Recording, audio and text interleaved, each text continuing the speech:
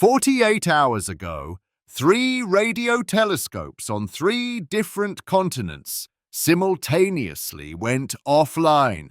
Not due to technical failure, not due to weather, but by deliberate shutdown. The official statement from the International Radio Astronomy Consortium was brief and clinical. Routine maintenance and calibration procedures. But here's what they didn't tell you. These weren't just any telescopes. The Arecibo successor facility in Puerto Rico, the Meerkat array in South Africa, and the FAST telescope in China don't conduct routine maintenance simultaneously. They can't. The protocols specifically prohibit it, precisely to ensure continuous coverage of the sky. And yet, for exactly 11 hours and 47 minutes on October 4th, 2025, all 3 facilities went dark during what should have been one of the most critical observation windows of the decade. What were they looking at before the shutdown? A radio source designated SR-2511, located in the constellation Sculptor, approximately 280 million light-years from Earth. A source that, according to leaked internal documents I've obtained, exhibits a coherence pattern that shouldn't exist in nature. A pattern that, if the preliminary analysis is correct, suggests deliberate construction, artificial origin, intelligence. If you're as captivated by this unprecedented situation as I am, hit that like button and subscribe to follow this developing story. Tell me in the comments where you're watching from, what your background in astronomy or science is, and whether you think we're witnessing the beginning of humanity's greatest discovery or its most elaborate scientific controversy. Share this investigation on X, Reddit, Discord, or wherever your community gathers. This story needs to reach people who can ask the right questions. Thank you for being part of this journey. September 18th, 2025. Dr. Eleanor Vasquez, a postdoctoral researcher at the University of Cape Town, was conducting what should have been a routine survey of active galactic nuclei. Her specialty is radio emissions from supermassive black holes, the engines that power the brightest objects in the universe. She was using time allocated on the Meerkat array, 64 radio dishes working in perfect synchronization to capture faint whispers of radiation from the cosmic deep. At 0317 UTC, she noticed something unusual in the data stream. A radio source in her survey field was exhibiting periodic variations. Not uncommon. Pulsars do this. Rotating neutron stars sweep beams of radiation across space like cosmic lighthouses, creating precise rhythmic patterns. But this wasn't a pulsar signature. The periodicity was wrong. The frequency distribution was wrong. Most troubling of all, the signal exhibited what astronomers call dispersion compensation. Let me break that down because it's critical to understanding why this matters. When radio waves travel through space, they interact with free electrons in the interstellar medium. Higher frequencies arrive slightly faster than lower frequencies. This creates a predictable spreading or dispersion of the signal. Every natural radio source exhibits this effect, and the amount of dispersion tells us how far away the source is. It's as fundamental to radio astronomy as redshift is to optical observations. But SR-2511 showed something different. The signal components at different frequencies arrived synchronized in a way that suggested compensation for dispersion. Imagine throwing a handful of stones into a pond. The ripples spread out naturally, larger stones creating larger ripples, smaller stones creating smaller ones. Now imagine if all the ripples, regardless of size, maintained perfect formation as they spread. That's not how physics works. Unless someone or something is actively controlling the ripples. De Vasquez knew immediately that something was wrong.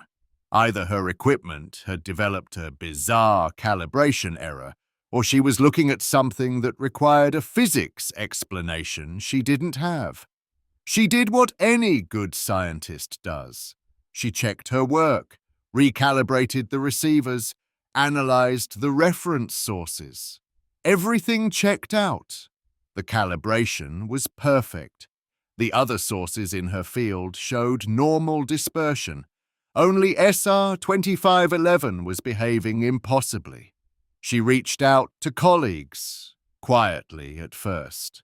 Dr. James Chen at Arecibo 2 agreed to observe the coordinates during his next available telescope time. That came 3 days later, on September 21st. He found it.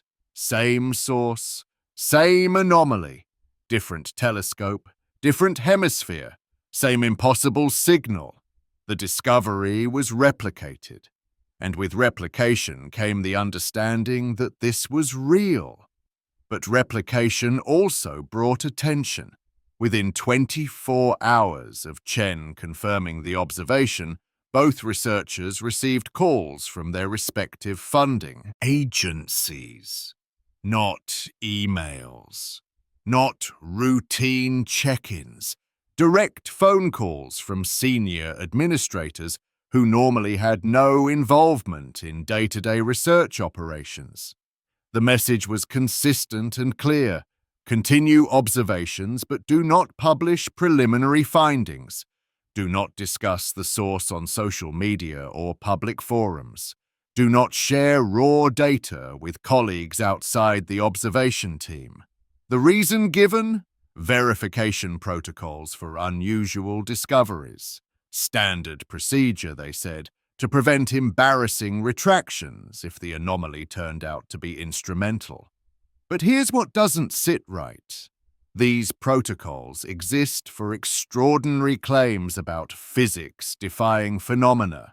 They exist for potential gravitational wave detections, for gamma-ray bursts that might challenge theoretical models, for anything that could overturn established science if announced prematurely and proven false. They do not typically get invoked for one unusual radio source, unless the people at the top know something that the researchers on the ground don't yet understand, unless the implications are bigger than dispersion anomalies and radio coherence, unless this isn't just about one signal from one distant galaxy. Over the following 2 weeks, observation time on every major radio telescope with the capability to detect SR 2511 was quietly redirected. Projects that had been scheduled months in advance were bumped. PhD students found their approved observation windows mysteriously reassigned. And always the same explanation: urgent calibration needs. Director's discretionary time for a time-sensitive opportunity. The radio astronomy community is small. People talk. By early October, whispers were circulating about a high-priority coordinated observation campaign targeting something in Sculptor. But the nature of the target remained classified. Most assumed it was a fast radio burst follow-up, or perhaps an unusual supernova. Nothing too exotic. Then on October the 3rd, De Vasquez received the integration plot. 3 weeks of combined observation data from Meerkat, Arecibo 2, and FAST, processed and analyzed by a working group she hadn't even known existed. The plot showed the radio spectrum of SR 2511, with unprecedented clarity and integration time, and there, in the frequency distribution, was something that made her hands shake when she saw it. Harmonics. Perfect integer, multiples of a fundamental frequency. The kind of pattern you see in musical instruments, in resonating cavities, in constructed systems, not in the chaotic emissions from black holes or neutron stars. The fundamental frequency was 1.4204 gigahertz. The harmonics appeared at exactly 2x, 3x, 4x, and 5x that frequency. Clean, precise, deliberate. Natural astrophysical processes don't produce harmonic series. They produce noise, chaos, statistical distributions that average out to smooth curves. Harmonics require structure. They require boundaries and resonances and ultimately design. To Chen, when he saw the same plot independently verified from his own telescope's data, sent Dr. Vasquez a single encrypted message. "This changes everything, and I think they know it."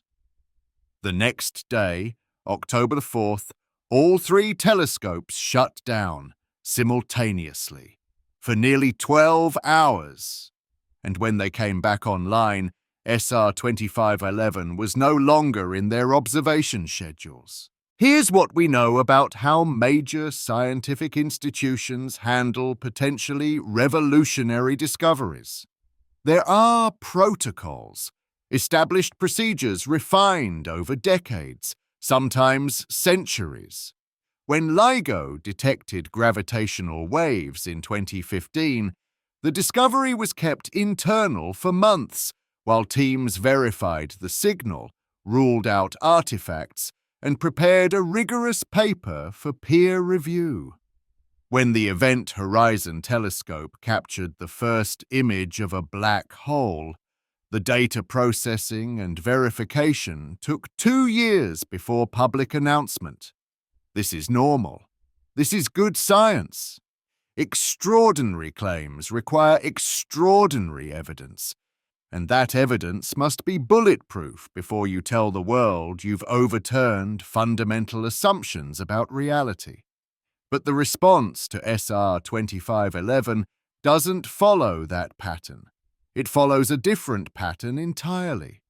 One we've seen before in contexts that have nothing to do with scientific verification and everything to do with information control.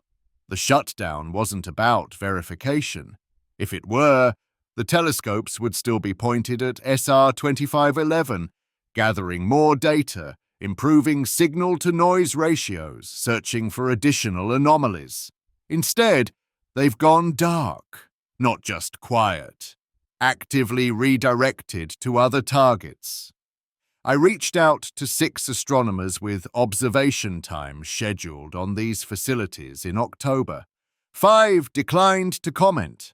The 6th, speaking on condition of anonymity, told me their approved project, observing rotating radio transients, was cancelled with 72 hours' notice. The official reason? Unexpected technical issues requiring immediate attention. But when pressed, they admitted no technical problems had been reported before or after their cancellation. The telescopes were working fine. They just weren't available for the scheduled observations. Dr. Marcus Webb, a radio astronomer at Cambridge University with no direct connection to the SR 2511 observations, published a blog post on October 5th raising questions about telescope scheduling irregularities. The post detailed how multiple research teams across different institutions had suddenly lost observation time in early October with little explanation. Webb noted that this kind of coordination typically happens only for targets of opportunity.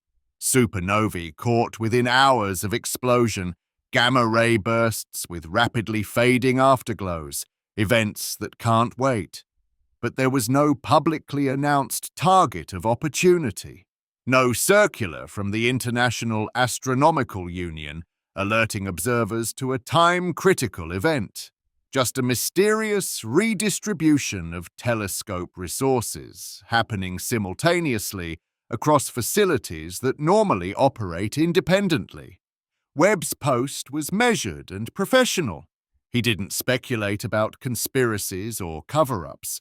He simply documented the scheduling anomalies and asked reasonable questions about transparency in telescope time allocation. The post was removed within 48 hours. Not by Webb, by the university administration. The explanation: a request from the funding agency that supports Cambridge's radio astronomy program. The request cited concerns about speculation potentially damaging international scientific collaborations.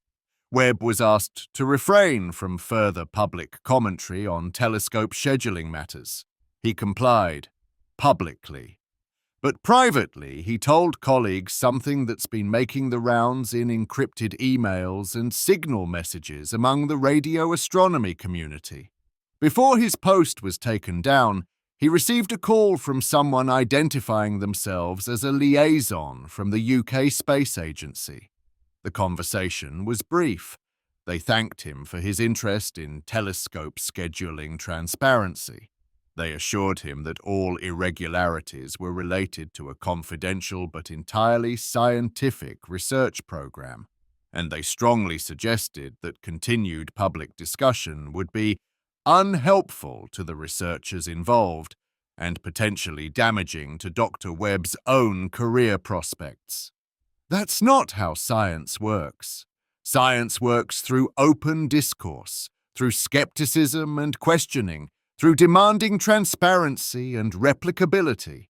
When institutions start making phone calls to suppress inquiry, when blog posts get memory holed, when researchers start speaking in hushed tones about what they're not allowed to discuss, we've crossed a line from scientific caution into something else entirely. And it's not just radio astronomy. On October 6th, Sarah Mitchell, an optical astronomer at Caltech specializing in spectroscopy of distant galaxies, posted on X that her pending paper on unusual emission lines in sculptor galaxies had been flagged by the journal review process, not rejected, not sent back for revisions, flagged for additional internal review procedures that she'd never encountered in 15 years of publishing research. The emission lines she was studying, coming from galaxies in the same region of sky as SR 2511, the unusual feature, spectral lines that appeared too narrow, too symmetric, with a coherence that reminded her of laser emissions rather than thermal processes in galactic gas. She'd submitted the paper in August, before anyone had heard of SR 2511, before the radio observations had revealed their anomalies. And yet somehow her optical findings were suddenly subject to unprecedented review procedures. Mitchell, to her credit, didn't back down. She publicly shared the timeline of her paper submission and the unusual delays.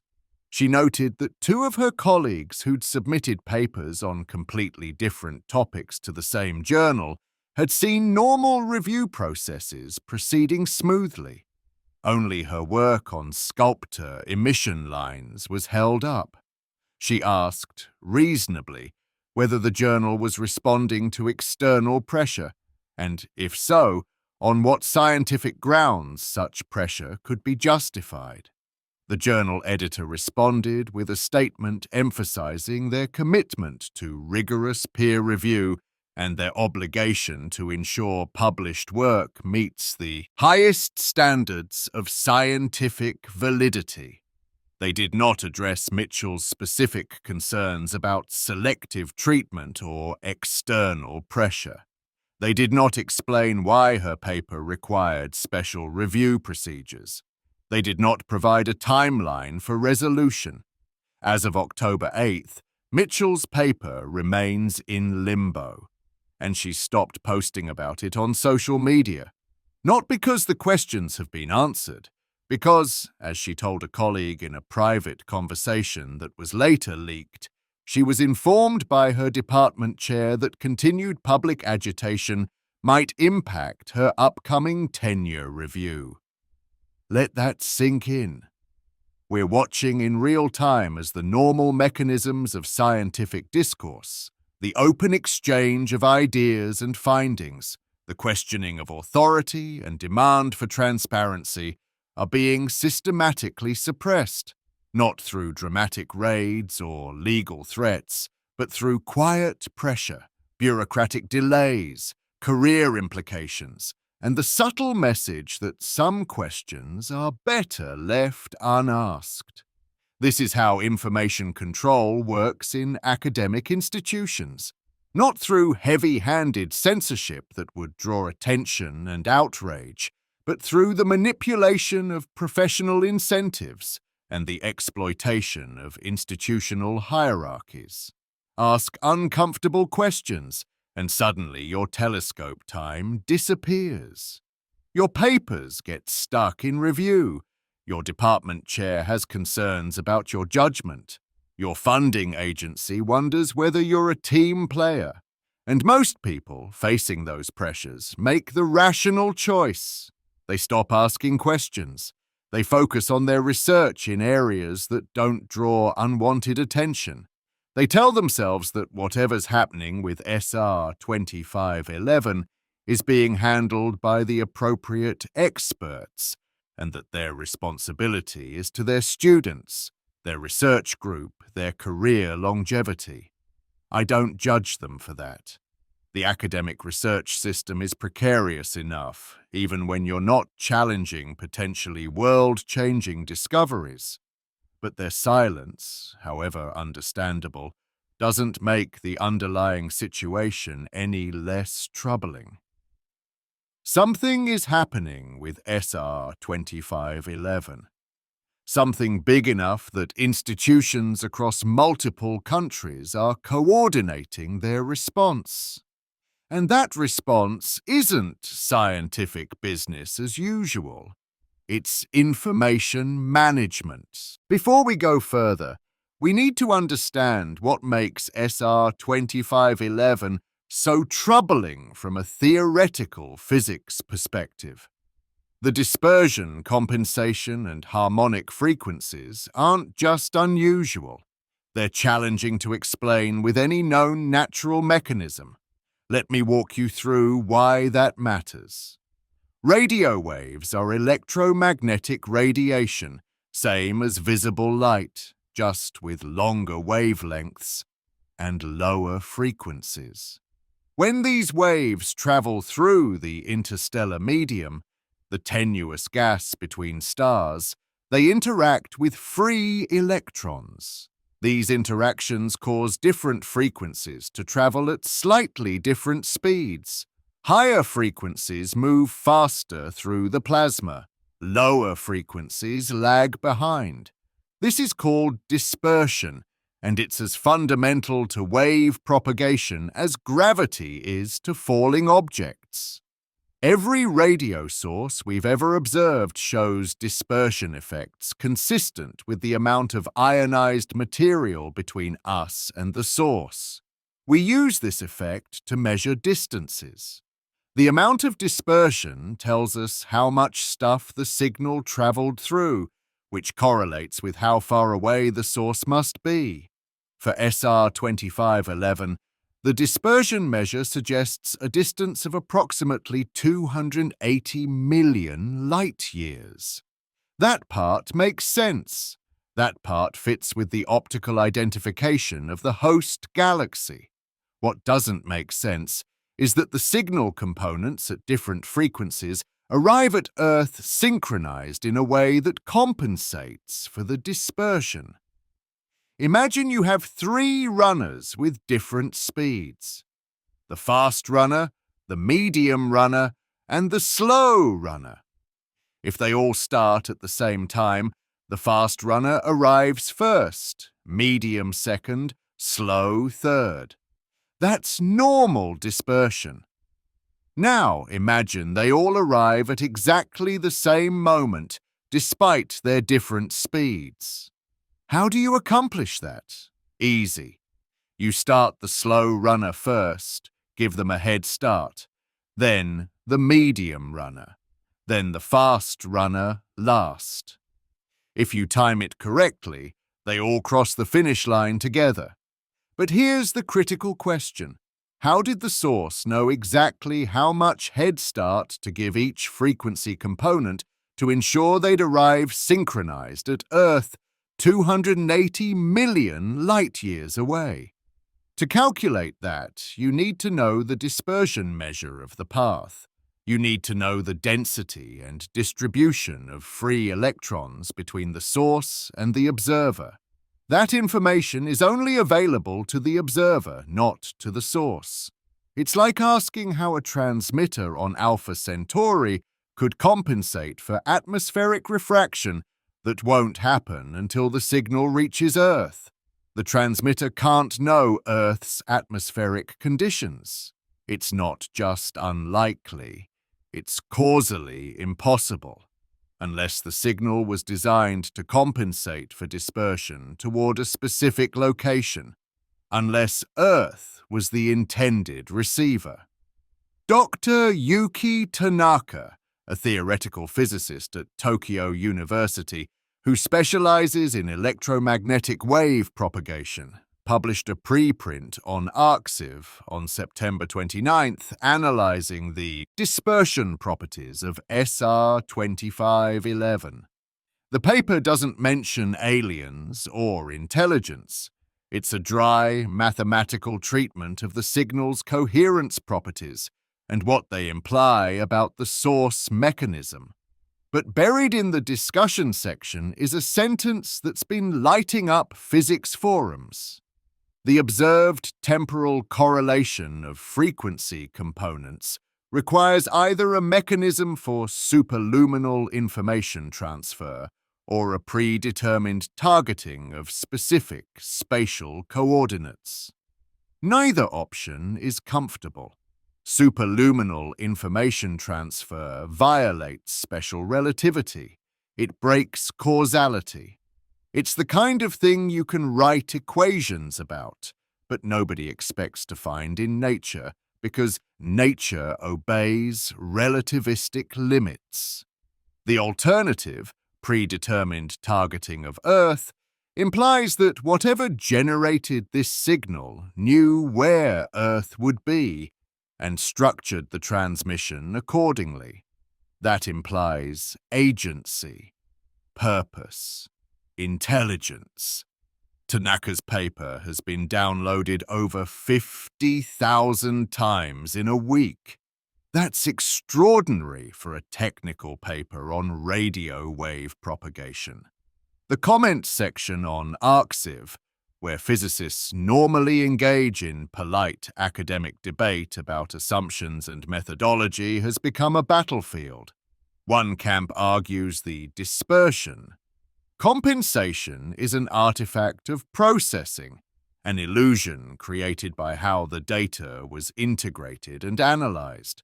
They propose instrumental effects, ionospheric scintillation, unusual plasma conditions in the host galaxy that could create apparent coherence.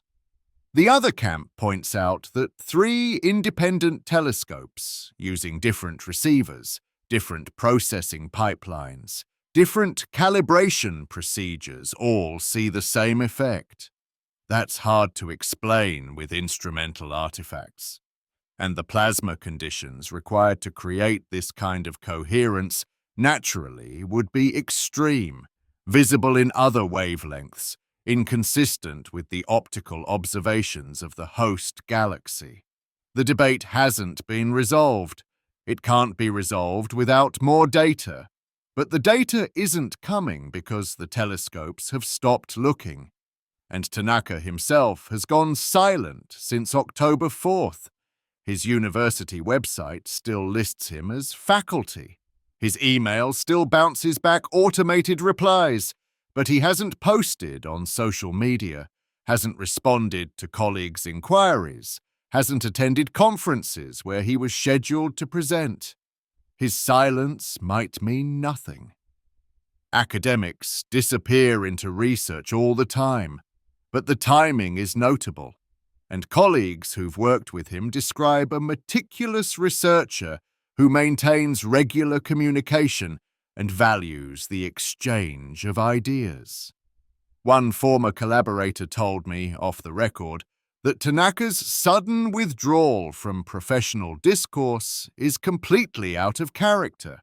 Then there are the harmonics, the integer multiples of the fundamental frequency. This is where things get even stranger, because harmonics require structure. They require a physical system with discrete resonant modes. Musical instruments produce harmonics because strings and air columns can vibrate at specific frequencies determined by their physical boundaries. Electronic oscillators produce harmonics because circuits have resonant frequencies determined by their component values. Astrophysical objects don't generally produce clean, harmonic series. Black holes produce broadband noise. Neutron stars produce complex, pulsed emissions with sidebands and modulation, but not clean harmonics. Even masers, the natural microwave lasers found in molecular clouds, produce frequencies determined by quantum transitions in specific molecules, not harmonic series based on a fundamental tone. Dr. Alan Foster at MIT's Kavli Institute modeled every plausible natural mechanism he could think of to produce the observed harmonic pattern. Rotating magnetic fields, creating cyclotron emission at harmonics of the spin frequency, resonant cavities in accretion disks, stimulated emission in unusual plasma conditions. None of them work. The frequencies don't match. The intensity ratios are wrong. The coherence is too high. The only models that produce the observed pattern involve constructed structures, antennas, resonant cavities, transmission systems with designed geometries, creating electromagnetic standing waves at specific frequencies. These are engineering solutions, not astrophysical processes. Foster's paper, submitted to the Astrophysical Journal on October 2nd, laid out the modeling results without drawing explicit conclusions. He presented the data, showed which models work and which don't, and left the interpretation to readers. The paper was rejected on October 7th, not sent back for revisions, not accepted pending minor changes, rejected outright. The rejection letter, which Foster shared with colleagues, stated that the paper's conclusions were too speculative and insufficiently supported by the modeling presented. This, despite the paper being strictly phenomenological, presenting models and their predictions without claiming any specific interpretation as definitive. Foster appealed the decision, pointing out that speculative modeling is standard in astrophysics when dealing with novel phenomena. The journal's response was to uphold the rejection and suggest that he submit to a more specialized journal focused on theoretical modeling rather than observational astrophysics. But Foster's paper was precisely about observational data and the theoretical models needed to explain it. The rejection looked less like normal peer review and more like a journal uncomfortable with publishing conclusions that point in uncomfortable directions. I need to be clear about something. None of this proves that SR 2511 is artificial. None of this proves we've detected an extraterrestrial transmission. Science doesn't work by elimination. where you rule out natural explanations and conclude, therefore, aliens. That's a logical fallacy. There are always unknown natural mechanisms, unexplored parameter spaces, exotic astrophysical conditions we haven't considered. But what we can say is that SR 2511 exhibits properties that are difficult to explain with known natural processes, and that resemble properties we'd expect from constructed systems. That doesn't mean it is constructed. It means we should be looking harder, gathering more data, testing more models. The fact that we're instead seeing telescopes shut down, papers rejected, researchers silenced, that suggests something other than normal scientific investigation is happening. And that's what makes this story so compelling and so troubling. Not the signal itself, which could still have a perfectly natural explanation we haven't thought of yet, but the response to the signal. The institutional reaction that looks less like, let's figure this out, and more like, let's control the narrative. This isn't the first time the scientific community has confronted something that challenged comfortable assumptions and responded with institutional resistance. History is littered with discoveries that were initially dismissed, suppressed, or simply ignored because they didn't fit the prevailing paradigm. Let's talk about those cases because they're instructive about how institutions respond to disruptive information. In 1967, Jocelyn Bell Burnell detected the first pulsar, regular radio pulses with a period of 1.337 seconds, so precise they seemed artificial. The signal was initially nicknamed LGM-1, Little Green Men 1. The research team seriously considered whether they'd detected an alien beacon. They looked for evidence of Doppler shifting that would indicate an orbiting planet. They searched for modulation or encoding in the pulse train. They found nothing but the pulses themselves, periodic and unwavering. Here's the crucial part. They didn't shut down. They didn't suppress the findings. They didn't tell Bell to stop talking about it. They investigated rigorously, published their results, and invited scrutiny from the global scientific community. Within months, more pulsars were discovered. The natural explanation, rotating neutron stars with beamed emission, became clear. The LGM hypothesis was ruled out not through censorship, but through better data and better understanding. That's how science is supposed to work. You find something weird, you tell people about it, everyone piles on with observations and theories, and eventually the truth emerges from the collective effort. The institutional response to pulsars was exemplary precisely because it didn't try to control the narrative or limit who could study the phenomenon. Contrast that with the response to SR 2511. Same kind of unusual radio signal, same initial uncertainty about natural versus artificial origin, completely different institutional reaction. Why? What's different about 2025 that makes openness impossible when it was not only possible, but normative in 1960s? One obvious answer is stakes. In 1967, the Cold War was at its height, but SETI wasn't politically charged. The space race was about beating the Soviets to the moon, not about finding aliens. There was no framework for how to handle a confirmed detection of extraterrestrial intelligence, because nobody seriously thought it was imminent. The issue was theoretical, philosophical, not practical. By 2025, that's changed. Multiple SETI programs have been scanning the skies for decades. The Breakthrough Listen initiative has surveyed millions of stars. The discovery of thousands of exoplanets has made the question of life elsewhere feel less abstract and more immediate. And the political and religious implications of contact have been extensively discussed. Everyone knows such a discovery would be destabilizing. The question is how much and who gets to control the message.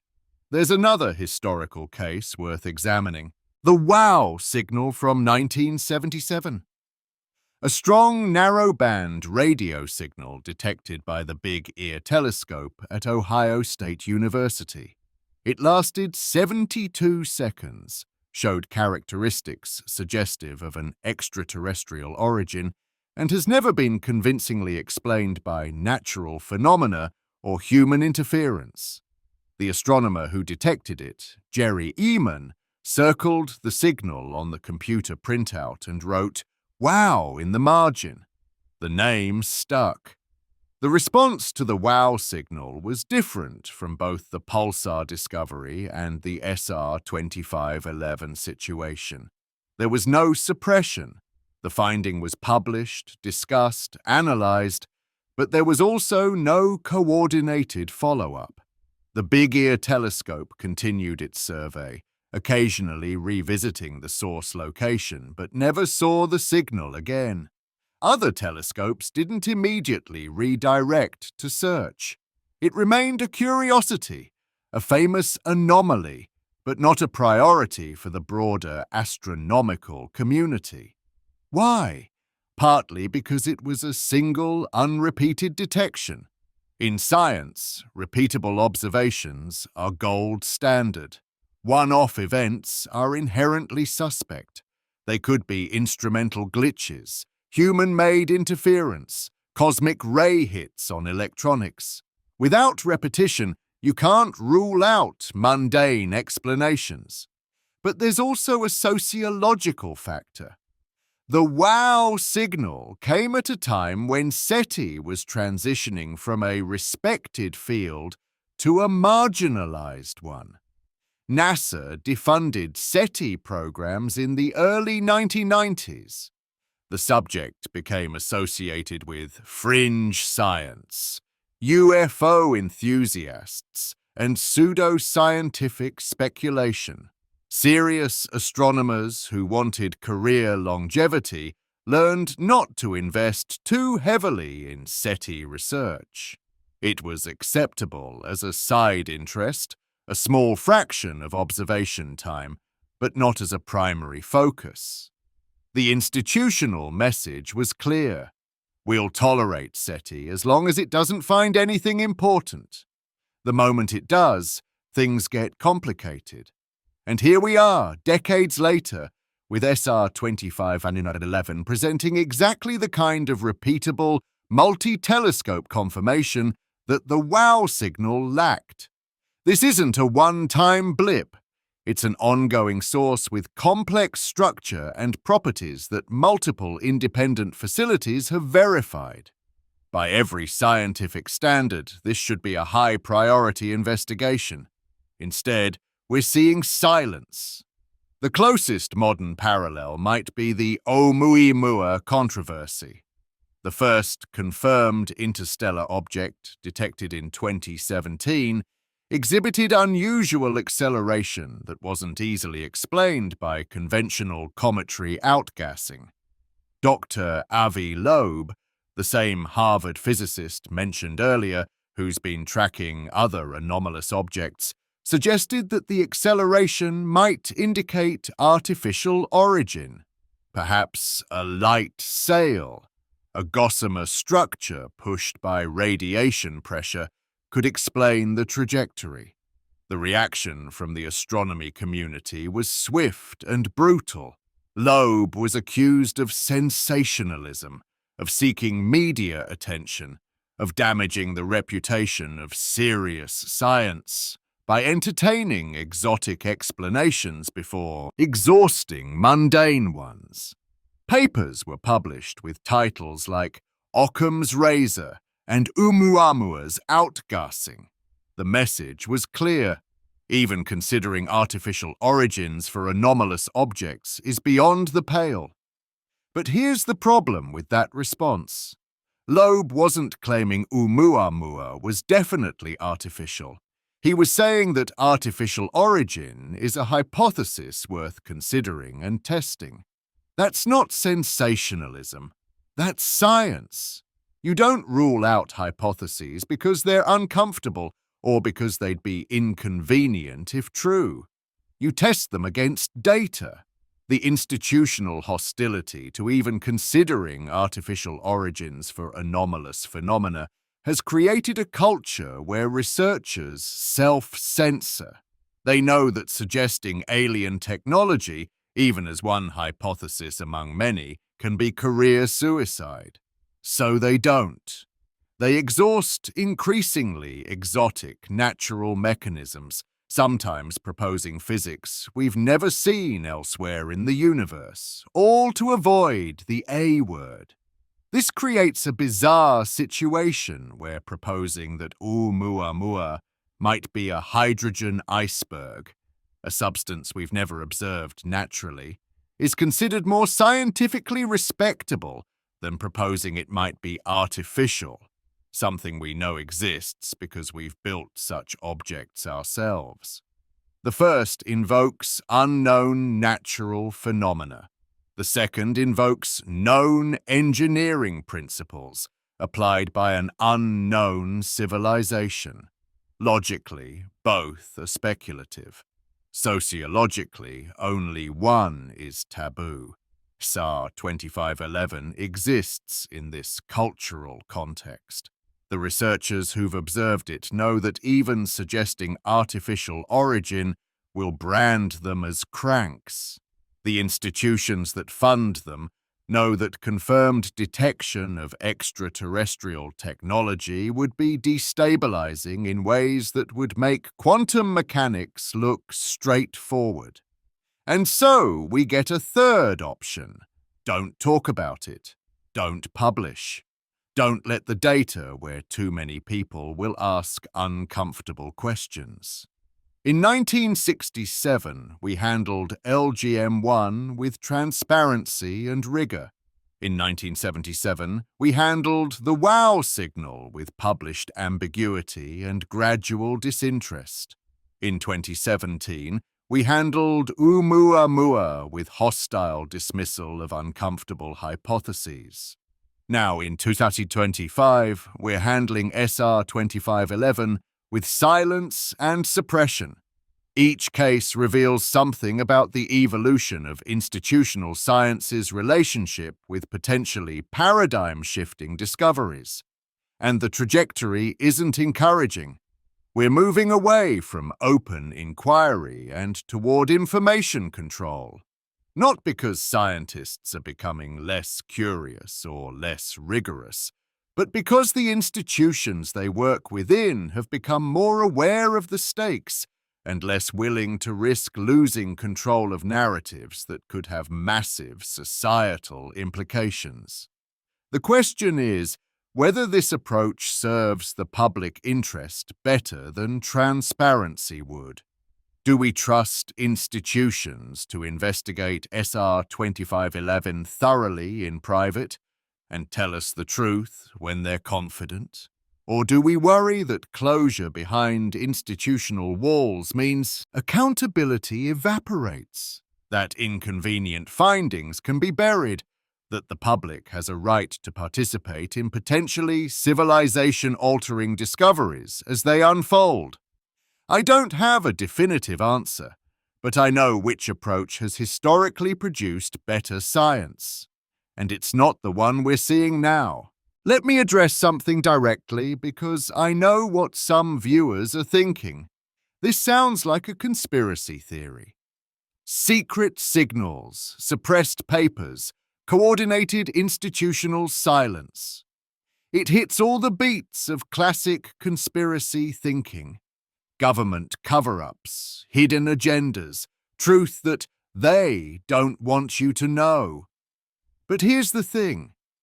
Not every conspiracy theory is wrong, and more importantly, not every coordinated institutional response is a conspiracy.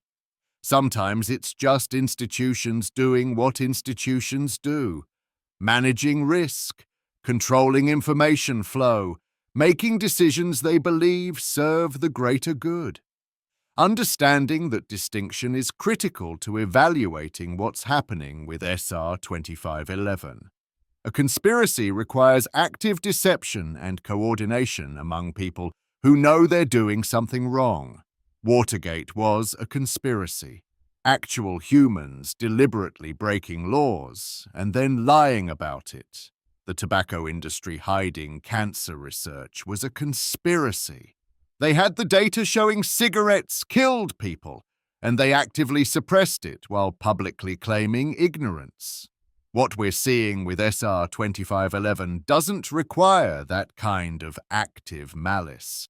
It only requires institutional incentives that make silence seem preferable to transparency.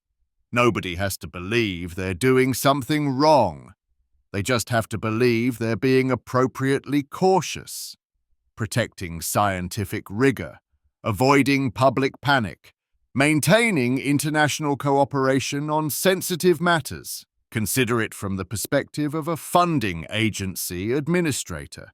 You learn that telescopes under your jurisdiction have detected something that might be artificial. Not probably artificial, not definitely artificial. Might be. The researchers themselves aren't sure. The data is preliminary.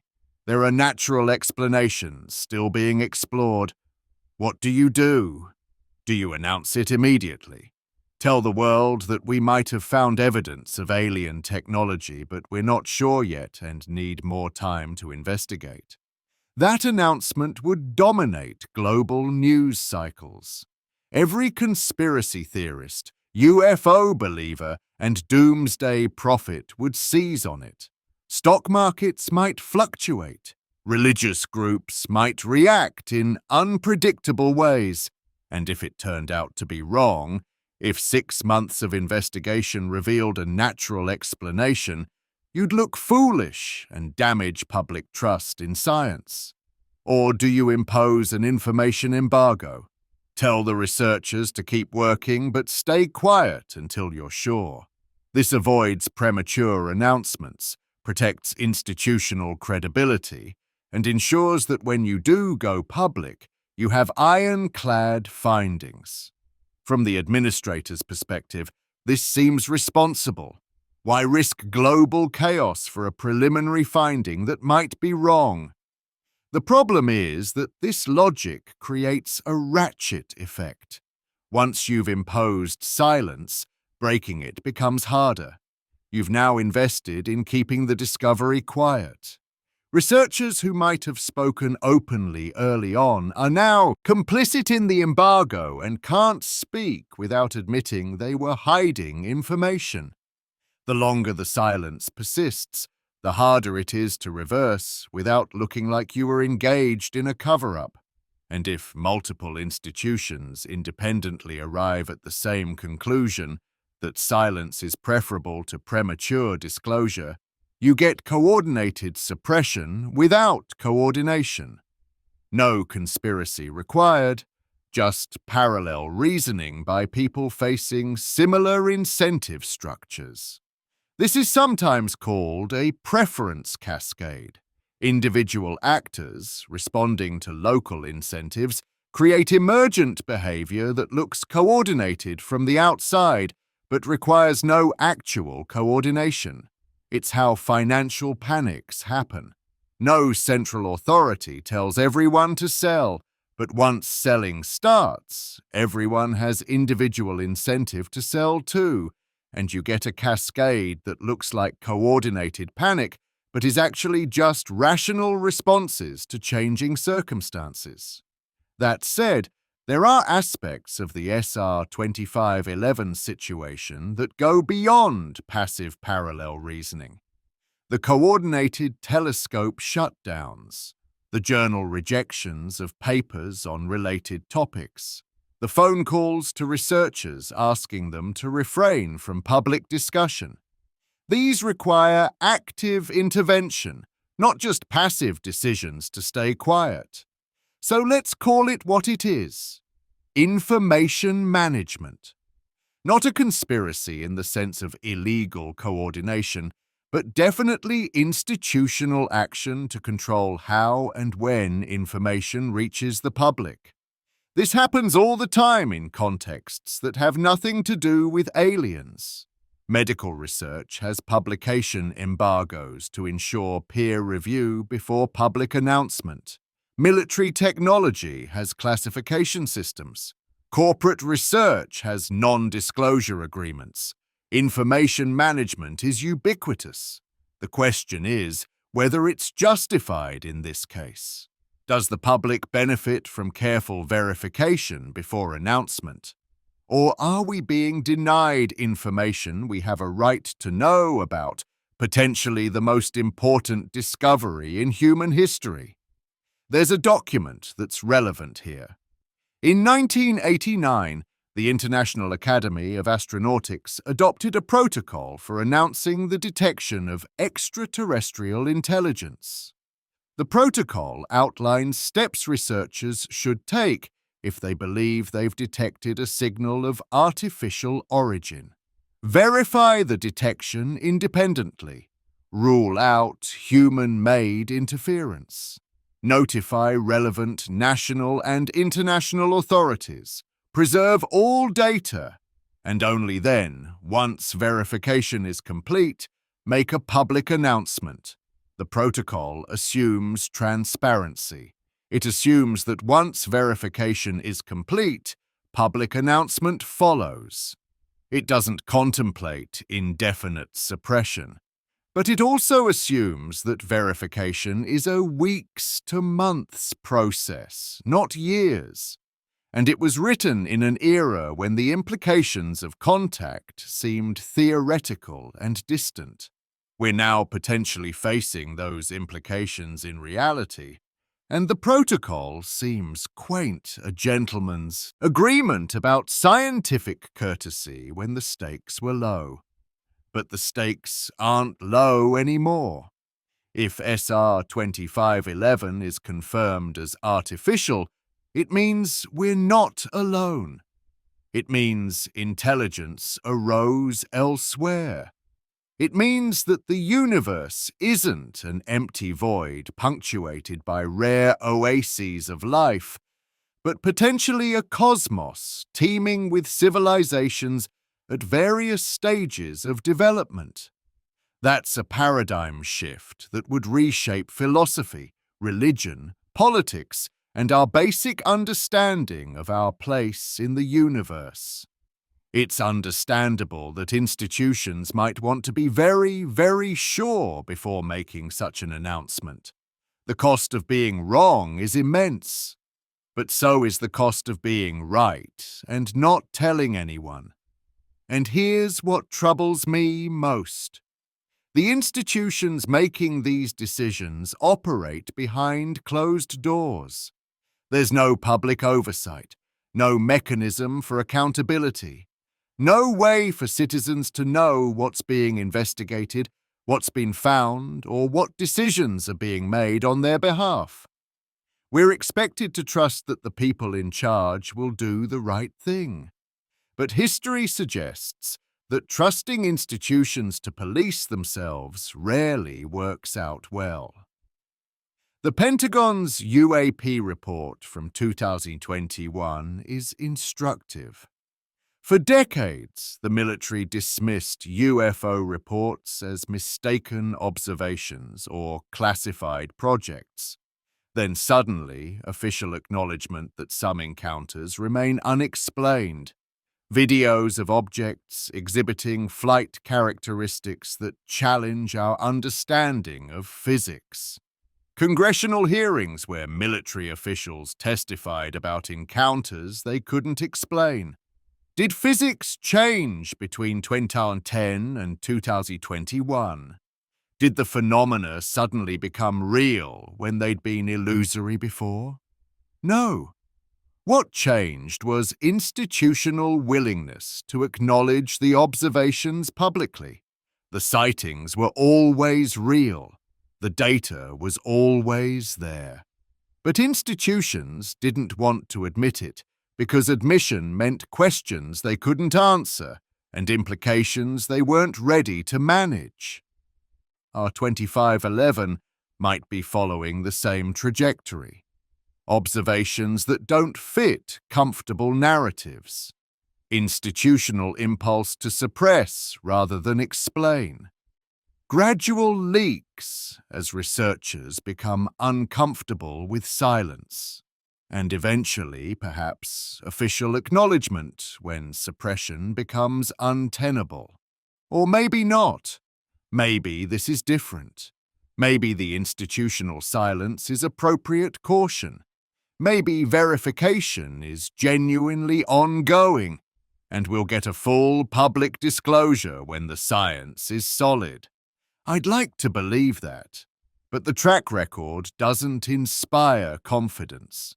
What I'm trying to do with this investigation is provide accountability in the absence of official transparency, piece together what can be known from public sources, leaked documents, and conversations with researchers who are willing to speak off the record. It's not a perfect solution. I don't have security clearances or access to classified data, but sunlight is the best disinfectant, and the more attention focused on SR 2511, the harder it becomes to simply memory hole the discovery. If this is a natural phenomenon, and the silence is just appropriate scientific caution, then increased scrutiny will reveal that. Researchers will publish papers explaining the signal.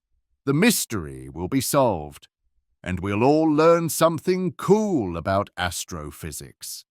But if this is something more, if we're genuinely looking at evidence of extraterrestrial technology, and institutions have decided the public can't handle that information, then we deserve to know.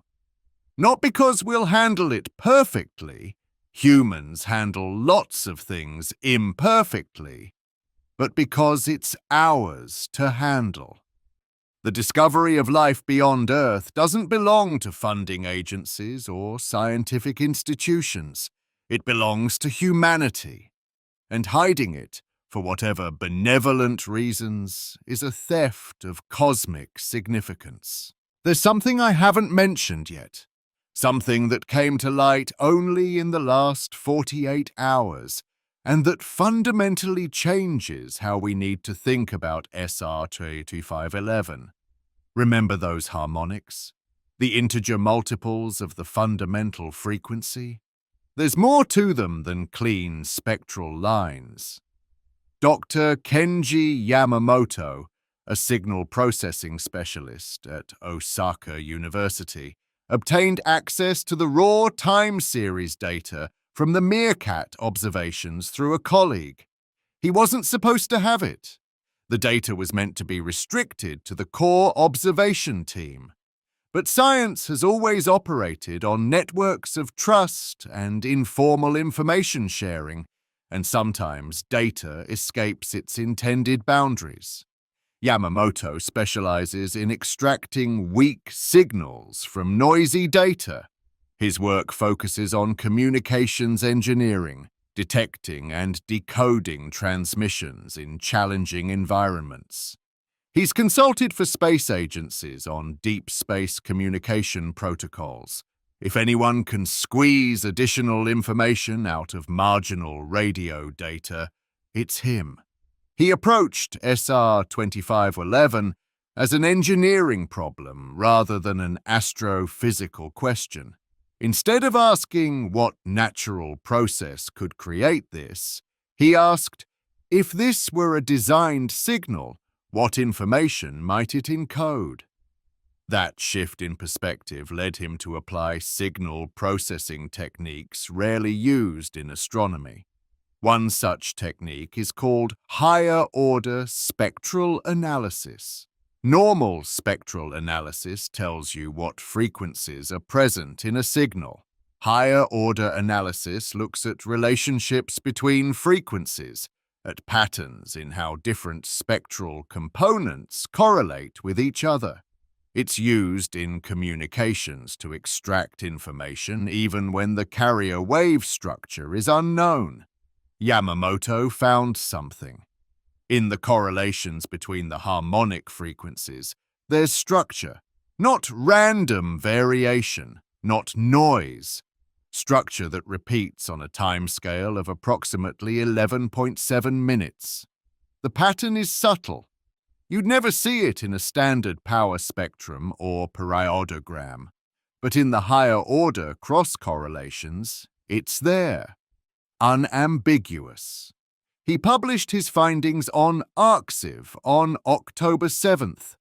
The paper is technical, dense with mathematical formalism that makes it inaccessible to casual readers. But the conclusion is straightforward. The radio emission from SR 2511 exhibits temporal structure consistent with information encoding using a modulation scheme not found in natural astrophysical sources. Yamamoto doesn't claim the signal is artificial. He simply states that it resembles constructed communication systems more than natural phenomena. He suggests specific tests that could be performed to extract potential information content if subsequent observations become available. And he notes that the 11.7-minute periodicity is puzzling because it doesn't correspond to any obvious astronomical timescale at the source distance. The paper has been downloaded 30,000 times in less than 24 hours. That's extraordinary traffic for a signal processing paper. And the comment section has exploded with arguments about methodology, about whether the structure is real or a processing artifact, about what it would mean if the findings hold up under scrutiny. But here's what's most interesting. The 11.7-minute period isn't arbitrary. It's close, remarkably close, to the orbital period of a hypothetical terrestrial observer, not the Earth's orbital period around the Sun. That's 1 year. But the period at which Earth's position relative to the source changes due to Earth's rotation. Wait, that's confusing. Let me clarify. Earth rotates once every 24 hours. If SR 2511 is fixed on the celestial sphere, then from the perspective of a ground-based observer, the source rises and sets due to Earth's rotation. The source is visible from any given location for roughly 12 hours out of every 24, depending on latitude and season. Now, 11.7 minutes is exactly 1,123rd of Earth's rotation period. That's a very specific ratio. And in signal processing, when you see timing relationships that are precise fractions of observational parameters, it suggests the signal structure is correlated with the observation process. Either it's an artifact of how we're observing, or it's structured to be observable in a specific way from a rotating platform. Yamamoto explored both possibilities. The artifact hypothesis would require that all 3 telescopes, Meerkat in South Africa, Arecibo in Puerto Rico, and FAST in China, independently introduced the same artifact with the same period through their different signal processing chains. That's possible if they're all using similar software with a common bug. But these facilities use different processing pipelines developed by different teams. Correlating artifacts is unlikely. The alternative is that the signal itself has structure on an 11.7-minute timescale that's not coincidentally related to Earth's rotation. But why would a natural source 280 million light-years away have timing structure correlated with our planet's rotation? It wouldn't, unless the signal was designed with Earth's rotation in mind, unless whoever transmitted it knew the intended receivers would be on a rotating planet and structured the signal to be optimally detectable by observers whose position changes periodically. That's a disturbing conclusion. Not because it's impossible, we do exactly this with our own space communications, structuring signals to account for satellite orbits and Earth's motion, but because it implies targeting. It implies that SR 2511 isn't a general broadcast into the void, but a signal aimed at Earth specifically, or at least at a planet with Earth's rotational characteristics. Yamamoto doesn't draw that conclusion in his paper. He presents the data and notes the curious correlation, but doesn't speculate about intent or design. But others have drawn the connection. Forums are buzzing with arguments about what it means. Some argue it proves artificial origin. Others insist there must be a natural explanation we haven't found yet. And a few cautious voices suggest we need more data before concluding anything. Unfortunately, more data isn't forthcoming. The telescopes are offline. The observation campaign has ended, and Yamamoto's paper, like others before it, is facing institutional resistance. Within hours of publication, he received emails from colleagues warning him that his findings were being discussed at high levels of funding agencies in Japan and the United States. Not in a good way.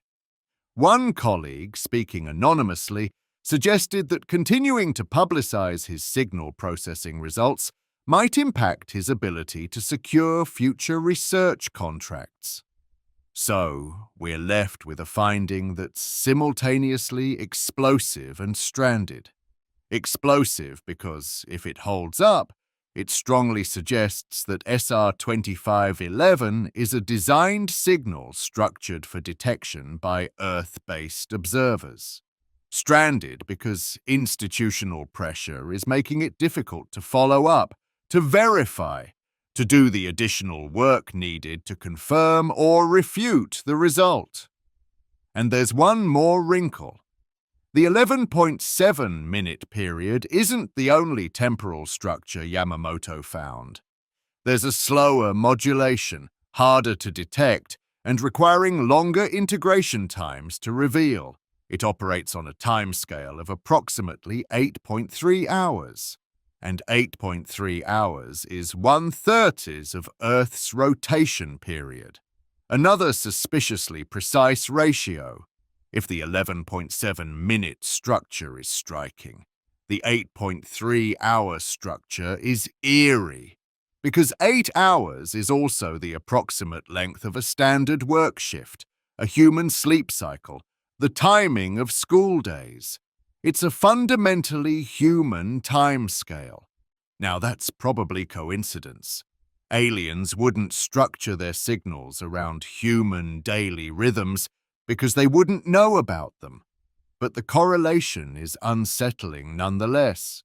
Unless, and this is where things get genuinely weird, the signal isn't coming from 280 million light-years away. What if the dispersion measure is being misinterpreted? What if the source is much closer, and the apparent distance is an artifact of unusual propagation conditions? That would solve several problems. It would explain why the signal seems structured for Earth observation. A nearby source could plausibly know about Earth's rotation. It would explain why institutions are nervous about disclosure. A nearby artificial source is scarier than a distant one. It means they're here, in our cosmic neighborhood, rather than sending messages from impossibly far away. But it creates new problems. A nearby source should be visible in optical wavelengths. We should be able to image it, to study it with multiple instruments. And no such object has been reported. So either it's small and dark, invisible to optical telescopes, or the distance estimate is correct, and we're back to trying to explain why a source 280 million light-years away exhibits timing structure correlated with Earth's rotation. Neither option is comfortable. Both require us to accept something extraordinary. And that's where SR 2511 has brought us. A situation where every explanation, natural or artificial, requires us to expand our understanding of what's possible. Yamamoto's work is the first rigorous signal processing analysis that's been made public, but I've heard through informal channels that other researchers have been working on the same data, applying different techniques, looking for additional structure. Some of these analyses reportedly show even more complex patterns, hierarchical modulation schemes, embedded information that resists straightforward interpretation. None of this has been published. None of it has been peer-reviewed.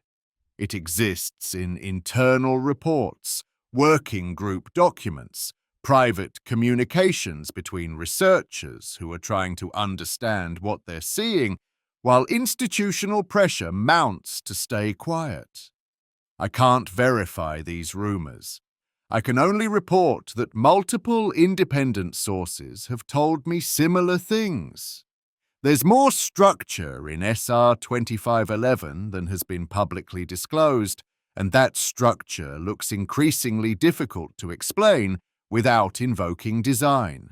If true, we're past the point of might be artificial and approaching probably is artificial. And that changes everything. On October 8th, 2025, at 14:37 UTC, something remarkable happened. Or more precisely, something remarkable stopped happening. The signal from SR 2511 changed. The Mercator Array in South Africa had resumed observations overnight after its unexplained downtime. A single dish, operating in a limited observing mode for calibration purposes, was pointed at the Sculptor region as part of routine system checks. The engineer monitoring the calibration noticed something odd in the data stream and flagged it for review by the science team. SR 2511 had been a consistent source since its discovery in September. Stable flux, consistent spectral properties, the harmonic structure and temporal modulation that had made it so intriguing.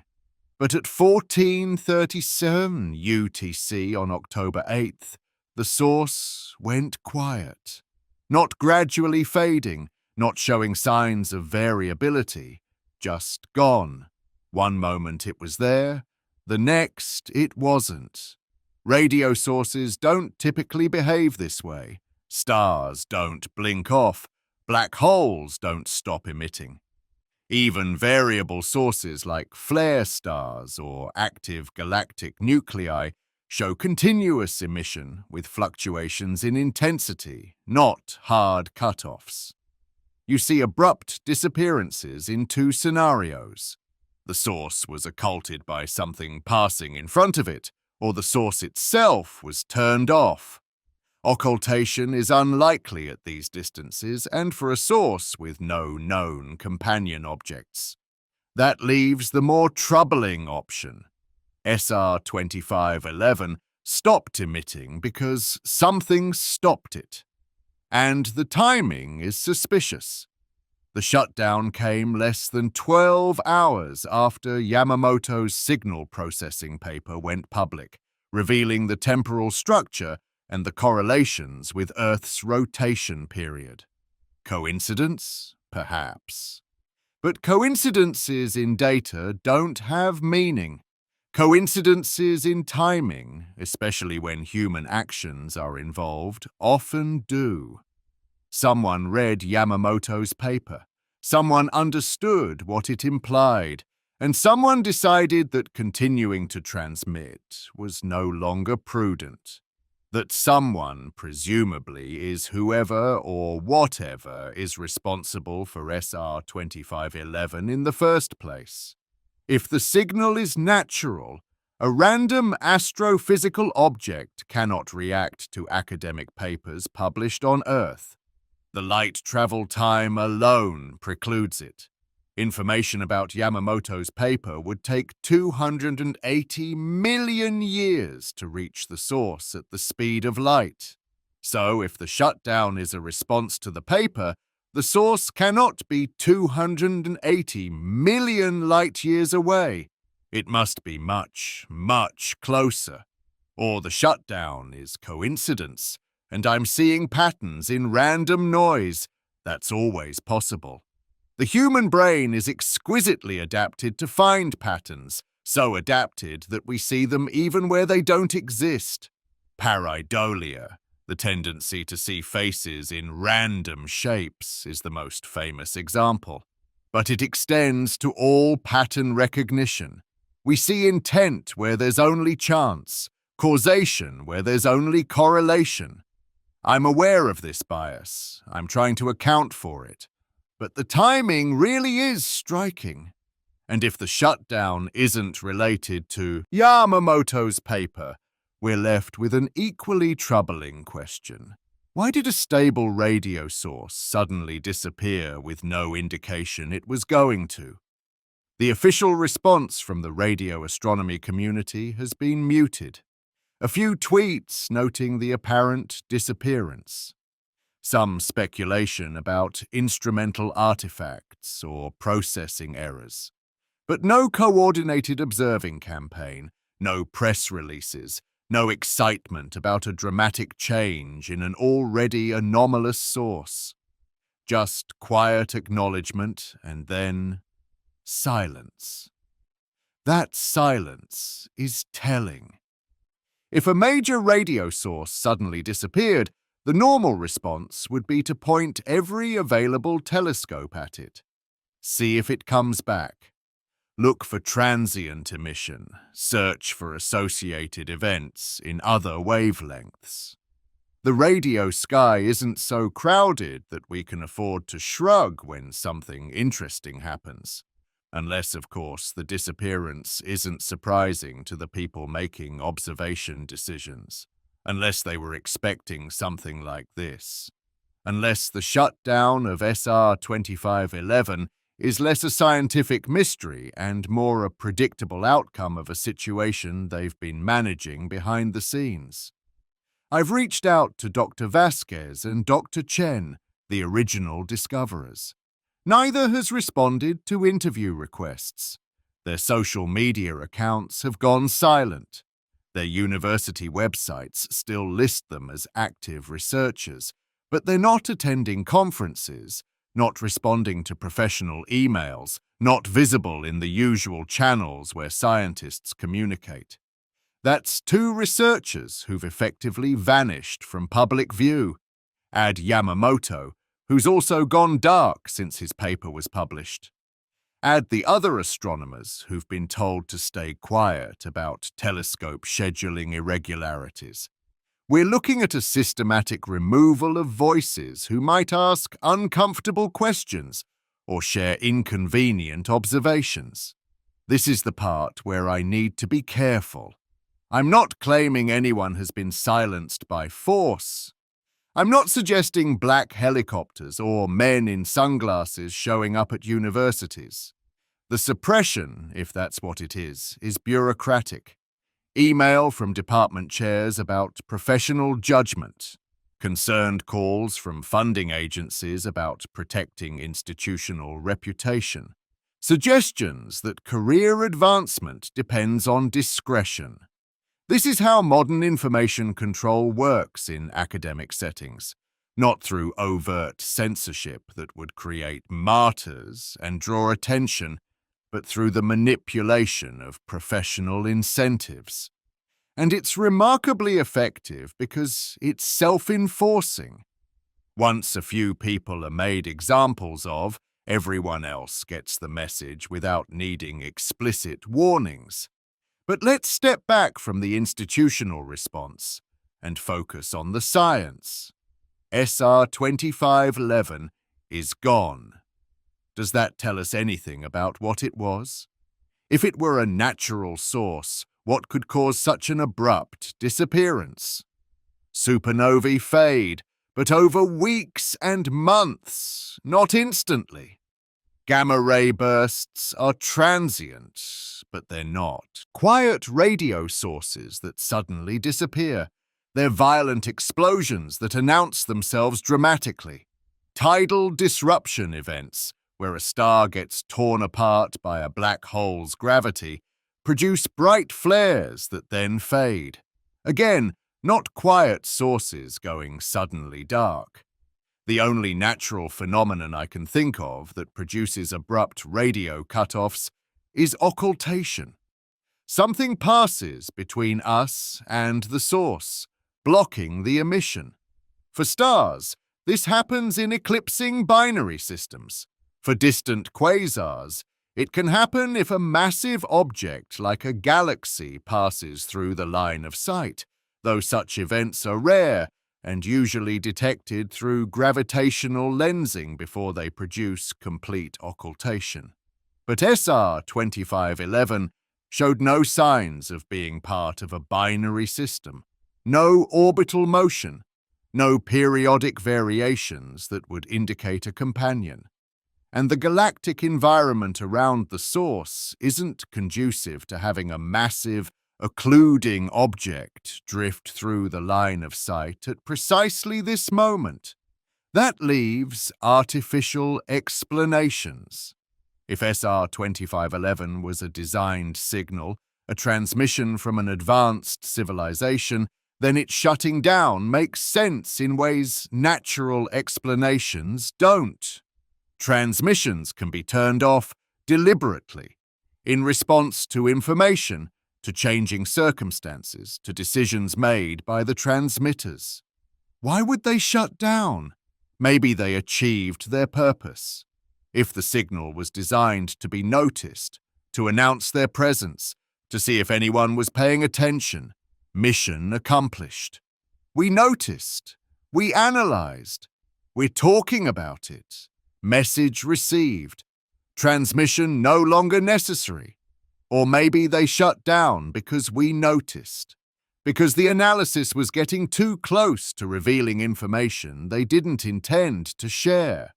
Because Yamamoto's signal processing exposed structure they meant to keep hidden. Because the next logical step would be attempting to decode the embedded information, and they decided that conversation isn't one they're ready to have. Both scenarios are science fiction. I acknowledge that. We're deep in speculation territory, far from the solid ground of verifiable data. But we're forced into speculation because the verifiable data has been cut off. The telescopes are offline. The source is silent. The researchers aren't talking. And we're left trying to make sense of fragments and implications. There's a third possibility. The shutdown isn't related to human actions or discoveries at all. It's related to something happening at the source. Some event, some process, some decision made for reasons that have nothing to do with Earth or our observations. We're incidental observers to a drama unfolding on a scale and for reasons we can't fathom. That's actually the most humbling option. Not that we're being contacted, not that we're being monitored, but that we're witnessing something immense and strange that doesn't care about us at all. We happened to catch a moment when something extraordinary was occurring. And now it's over, and we'll never know what it meant or why it happened. The astronomer Carl Sagan used to talk about the loneliness of being a technological civilization in an apparently empty cosmos. He called it the Great Silence, the puzzle of why, in a universe that seems to favor the emergence of life, we hear nothing from anyone else. SAR 2511 broke that silence for a few weeks. And now the silence has returned, deeper and more troubling than before, because now we know something is out there, or was out there. We know the universe is stranger than we thought. We know that radio sources can exhibit properties we can't explain, and we know that institutions would rather bury that knowledge than share it openly. The worst part is the uncertainty. If SR 2511 were clearly natural, we could study it, understand it, incorporate it into our knowledge of astrophysics. If it were clearly artificial, we could grapple with the implications of contact, of knowing we're not alone. But this ambiguous middle ground, where it's possibly artificial but probably natural, or possibly natural but probably artificial, depending on who you ask, is intellectual purgatory. We're stuck asking questions we can't answer with data we can't access about a source that's gone silent. And the people who might be able to resolve the uncertainty aren't talking. The story of SR 2511 isn't over. It can't be over because the questions it raised don't disappear just because the signal did. In fact, the shutdown raises new questions more troubling than the original discovery. We're now in a holding pattern. The radio telescopes have resumed normal operations, observing approved projects, avoiding the sculptor region. The researchers who discovered SR 2511 remain silent, whether by choice or institutional pressure. The papers analyzing the signal's anomalous properties are stuck in review processes that show no signs of resolution, and the public discourse has moved on, as public discourse does, to other controversies and other mysteries. But behind the scenes, work continues. I know because researchers are still reaching out, still sharing information, still trying to make sense of what they observed. The scientific community, for all its flaws and institutional pressures, retains pockets of people who care more about truth than career safety. They're analyzing archived data, looking for other sources with similar properties, trying to understand whether SR 2511 was unique or part of a pattern we haven't recognized yet. One avenue of investigation focuses on historical radio surveys. If SR 2511 wasn't a one-time event, if the signal was present before September 2025, then it should appear in archival data. Radio telescopes have been surveying the sky for decades. The data is stored, catalogued, accessible to researchers with the right credentials and questions. Dr. Angela Torres, an astronomer at Caltech, has been systematically reviewing radio survey data from the past 20 years, looking for transient sources in the sculptor region. Her work hasn't been published yet, but I've spoken with colleagues who've seen preliminary results. She's found evidence of intermittent radio emission from coordinates consistent with SR 2511 going back at least to 2019. Not continuous transmission, but episodic bursts separated by weeks or months. If this holds up, it suggests SR 2511 wasn't a short-term phenomenon. It's been active, intermittently, for years. We simply didn't notice because nobody was paying attention to that particular patch of sky with sufficient integration time and sensitivity. The earlier emissions were weaker, below the detection threshold of surveys not specifically targeting that source. It was only when Dr. Vasquez happened to observe it during one of its active periods that the signal was recognized as anomalous. This pattern, intermittent emission over years, doesn't fit neatly into either natural or artificial categories. Natural transient sources typically have triggers: supernovae, tidal disruption events, flare stars. They turn on because something physical happens, then fade as the energy dissipates. But the timing of SR 2511's active periods shows no obvious pattern, no periodicity, no correlation with events we can identify. Just sporadic emission that appears and disappears on timescales, ranging from days to weeks. Artificial sources could behave this way. A beacon that transmits intermittently to conserve power or to scan different regions of sky. A communication system active only when needed. The SETI protocols humanity has developed for our own hypothetical beacons envision exactly this kind of behavior. Transmit periodically, long enough for observers to notice, then go silent while searching for responses. But we have to be careful about circular reasoning. We can't say SR 2511 behaves like a beacon because beacons behave like SR 2511. That's not science. That's projection. The question is whether there's any natural process that could produce this specific pattern of intermittent emission with the observed spectral properties. And so far, nobody has proposed a convincing mechanism. Another research direction examines the source's galactic environment. The galaxy hosting SR 2511 is a relatively normal elliptical galaxy, not particularly remarkable in its visible light properties. It's old, with a population of aging stars and little ongoing star formation. Its central black hole, if it has one, doesn't show signs of unusual activity in X-ray or optical observations. But Dr. Ravi Patel at MIT has been modeling the radio properties of galaxies in the Sculptor region using data from multiple survey catalogues.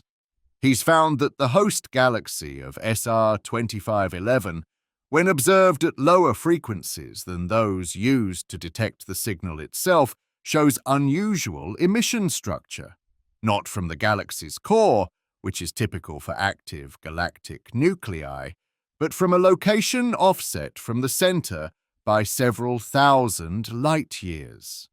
This offset emission is faint, barely above noise levels, and was dismissed in earlier surveys as a statistical fluctuation. But Patel's reanalysis, using improved processing techniques and additional data, suggests it's real, and its location corresponds, within observational uncertainties, to the position of SR 2511.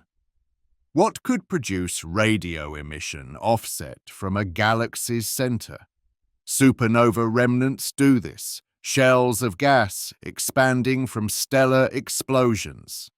But supernova remnants have distinctive spectral signatures and emission structures that SR 2511 doesn't match.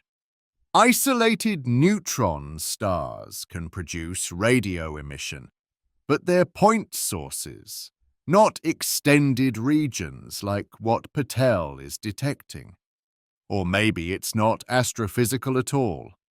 Maybe we're seeing the radio emission of a large structure, artificial in origin, located within the galaxy, but not associated with any natural stellar process. A power source, a transmission array, infrastructure on a scale we can barely imagine. This is where the speculation becomes dizzying.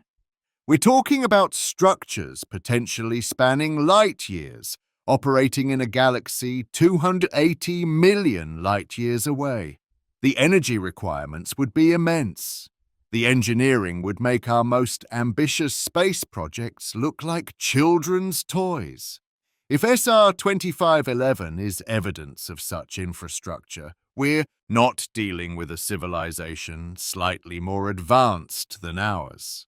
We're dealing with something operating on a scale that makes our technology look primitive by comparison.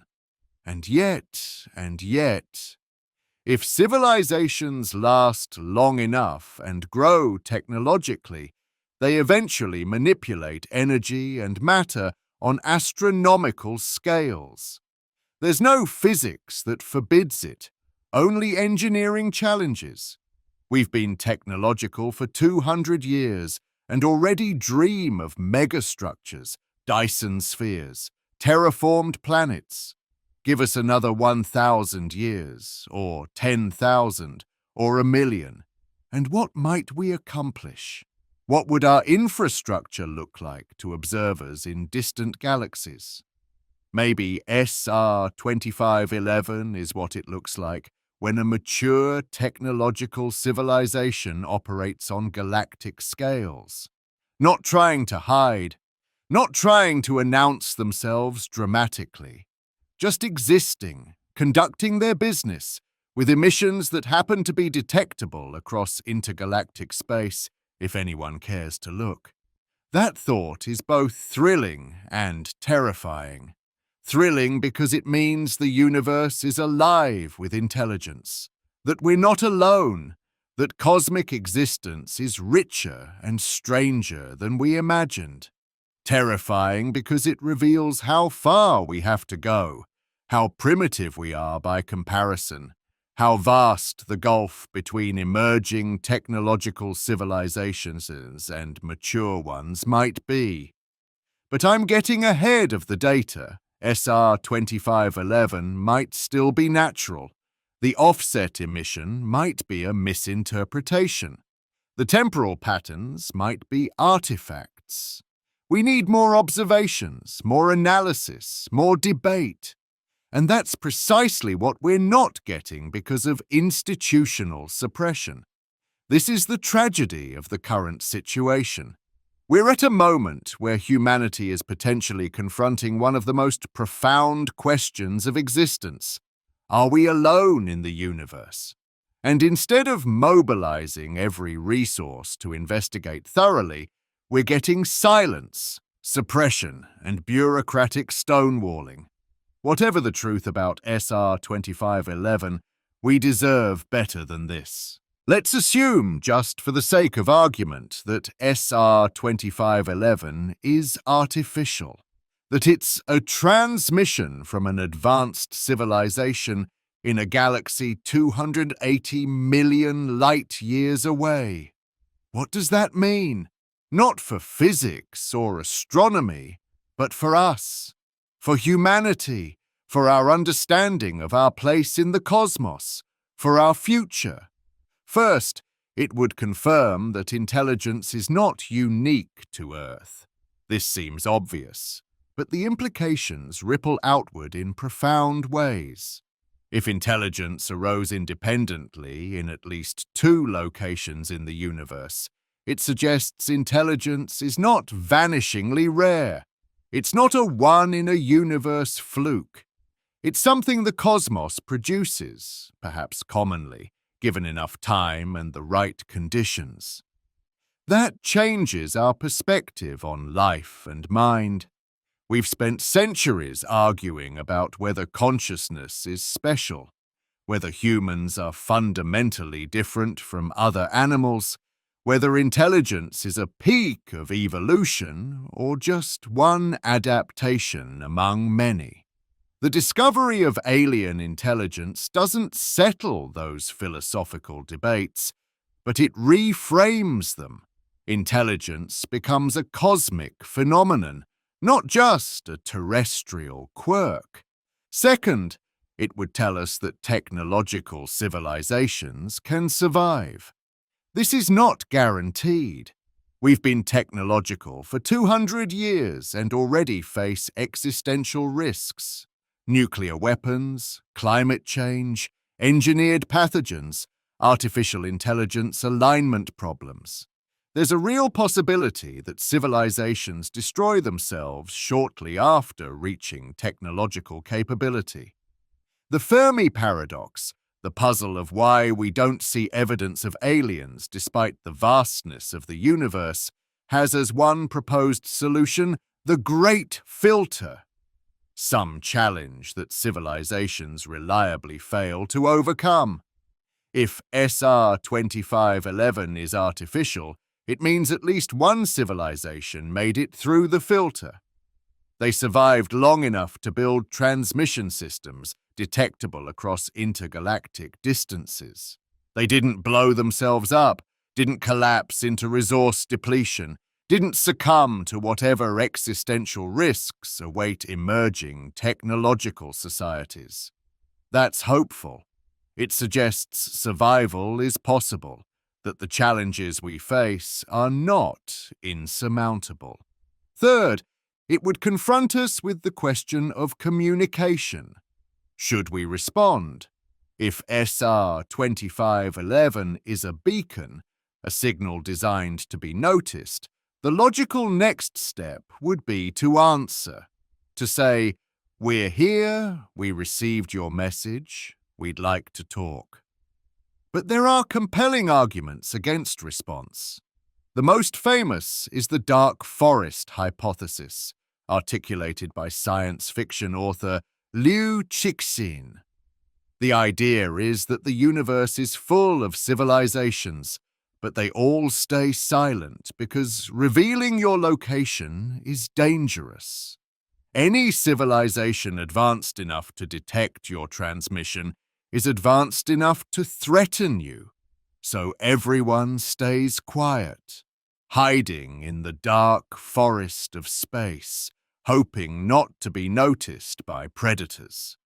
This sounds paranoid, but it's grounded in rational caution. We have no idea what the motives of alien civilizations might be. We can't assume benevolence just because they're intelligent. Intelligence doesn't guarantee morality. Humans are intelligent, and our history is filled with conquest, exploitation, and violence. Why would aliens be different? On the other hand, a civilization capable of transmitting signals across 280 million light-years is so far beyond our technological level that we're not a threat or a resource. What could they possibly want from us? Our planet. There are billions of planets.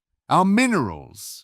Asteroids and moons are rich in resources and don't have inhabitants who might resist.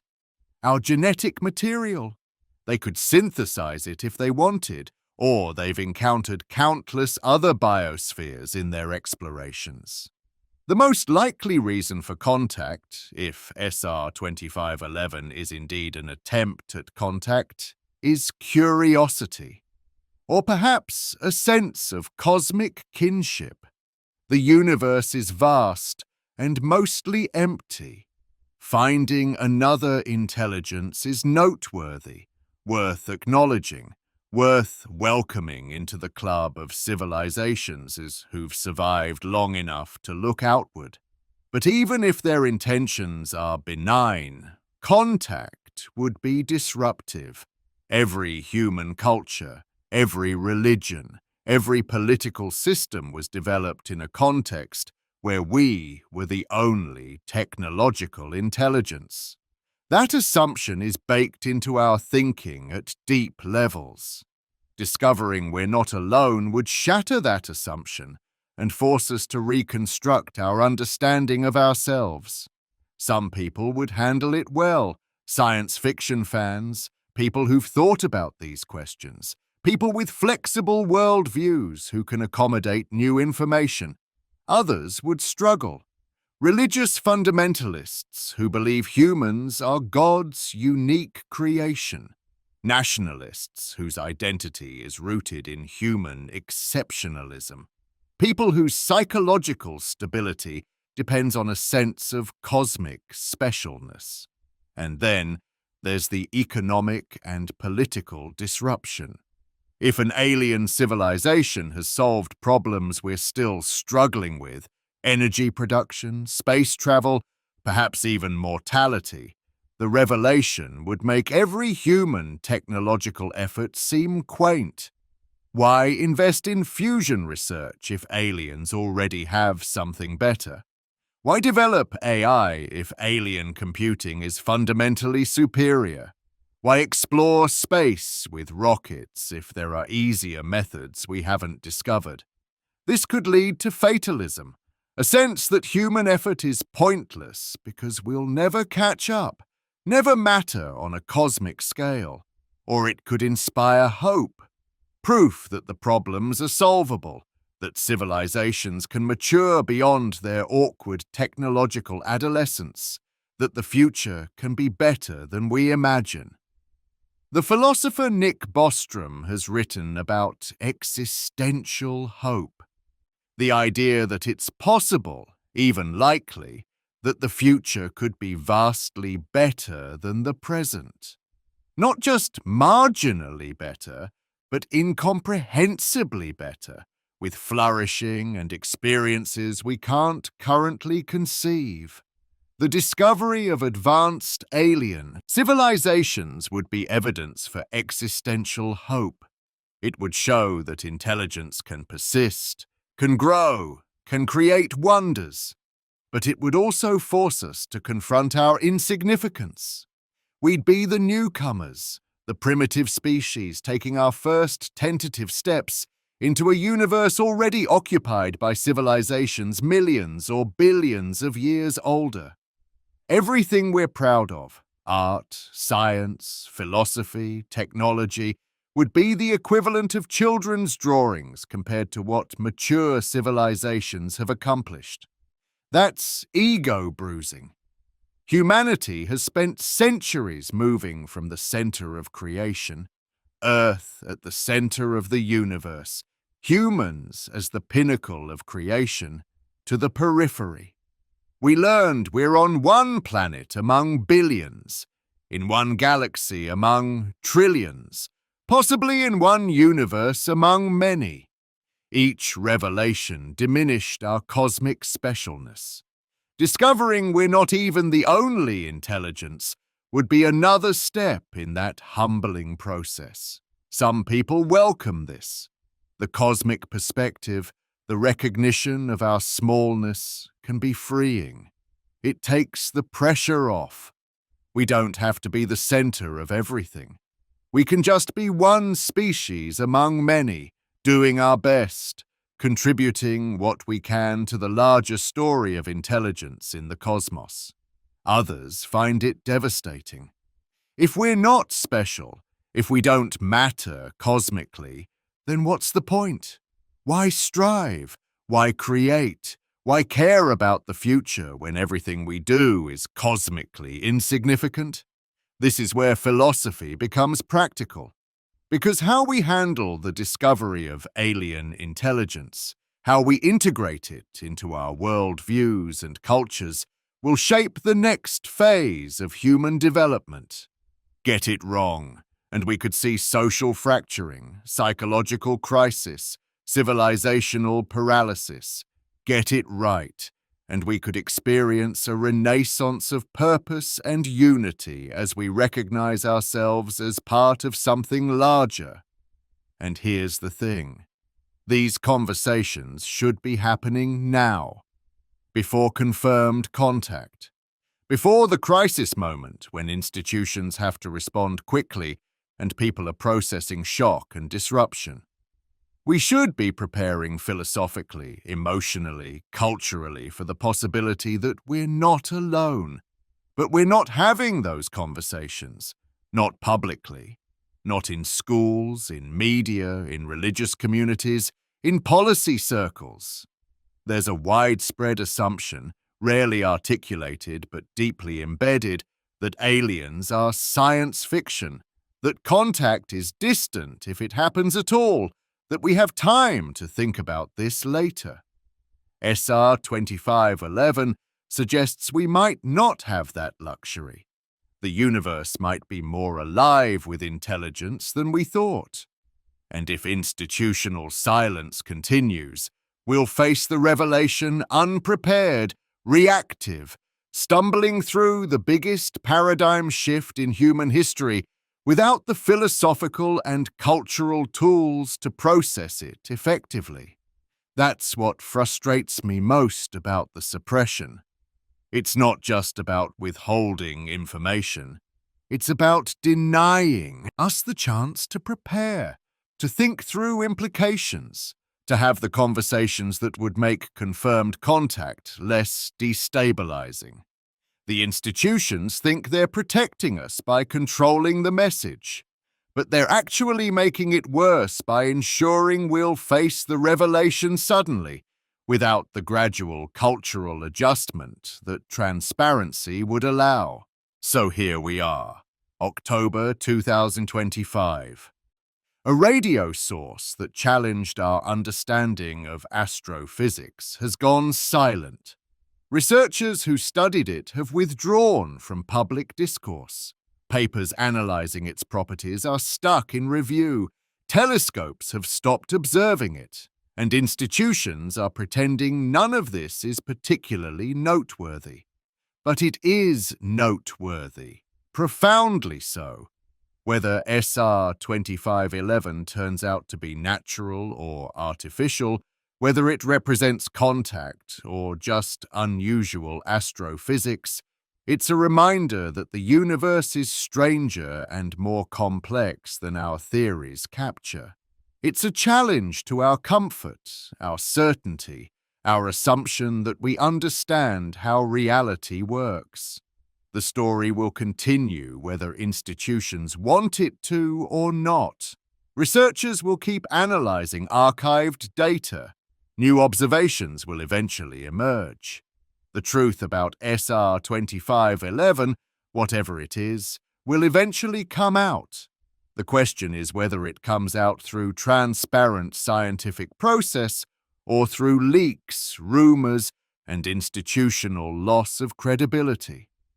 I favor transparency. Not because I think the public will handle revelations perfectly. People are messy, and paradigm shifts are always turbulent. But because the alternative is worse.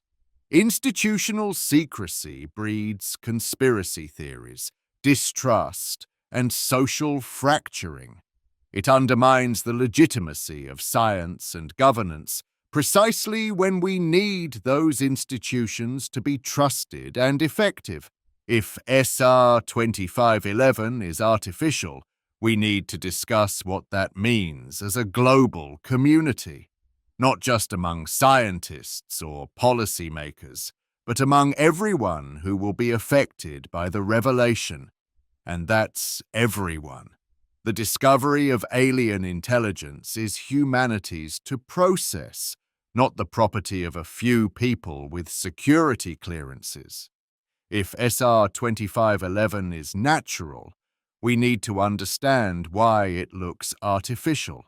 We need to expand our knowledge of astrophysics to encompass phenomena that current theory doesn't predict. And that work requires open science, papers published, data shared, theories debated in public forums where anyone with expertise can contribute. Either way, the current silence serves no one. It protects institutional comfort at the expense of scientific progress and public understanding. And that's not a trade-off we should accept. What can you do? You're watching this, engaged with the story, thinking about the implications. That matters. The more people pay attention, the harder it becomes for institutions to maintain silence. Not through harassment or conspiracy theorizing, but through persistent, rational demand for transparency. Support researchers who are willing to speak openly about anomalous findings. Follow the work of scientists pushing boundaries, asking uncomfortable questions, refusing to self-censor for career safety. Demand that public institutions funded by taxpayers operate with transparency about discoveries that have public significance. And think through the philosophical questions. What would it mean to you if we're not alone? How would you integrate that knowledge into your worldview? How would you want society to respond? These aren't just abstract thought experiments. They're practical questions that might become urgent sooner than we expect. The story of SR 2511 is ongoing. New information will emerge. The mystery will deepen or resolve. And throughout it, we need to maintain both curiosity and critical thinking. Be open to extraordinary possibilities without abandoning standards of evidence. Be skeptical of official narratives without descending into paranoid conspiracy thinking.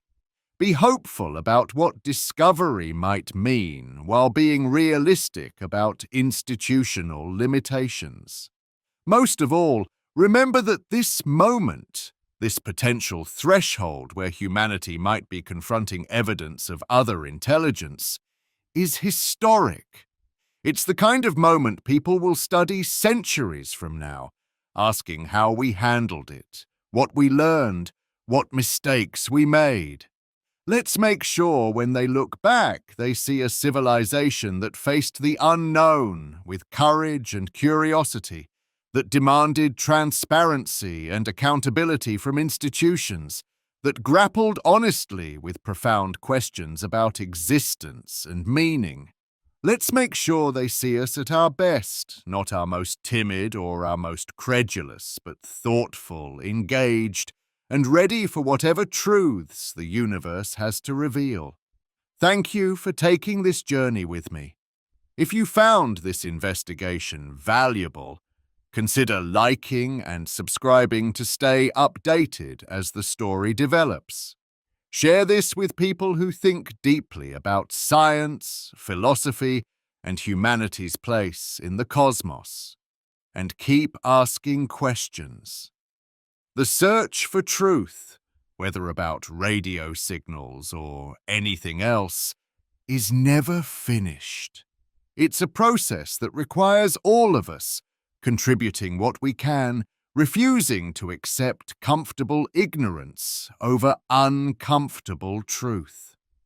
Until next time, wherever you're watching from, whatever time it is, keep looking up, keep wondering, and remember that we're living through history, whether we fully recognize it yet or not. The universe is vast and strange, and we're barely beginning to understand our place within it. That's terrifying and exhilarating in equal measure, and it's a privilege to be alive at a moment when such questions might finally have answers. Good night, and stay curious.